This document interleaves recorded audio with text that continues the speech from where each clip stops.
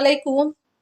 ছোট্ট একটা বাচ্চা, কি বা তার বয়স, তাকে তার দুলাভাই, তার দুলাভাইয়ের বাবা ভাই মিলে ধর্ষণ করেছে।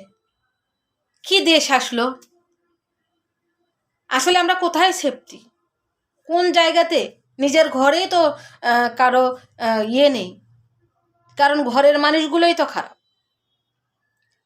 বাহিরের মানুষের দোষ দিয়ে লাভ আছে?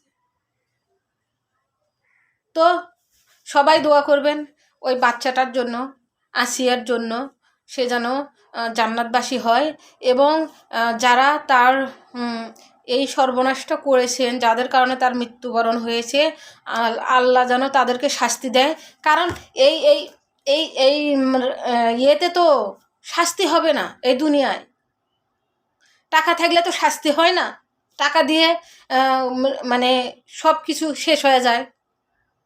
তো সবাই একটু আসিয়ার খুনিকে, আসিয়ার হত্যাকারীকে, আসিয়ার রেপিস্টকে সাজা দিন, সঠিকভাবে সাজা দিন, এবং সবাই আওয়াজ তুলুন। সবাই ভালো থাকবেন, সুস্থ থাকবেন, এ কামনা এখানে শেষ করছি। ভালো থাকবেন। আসসালামু আলাইকুম।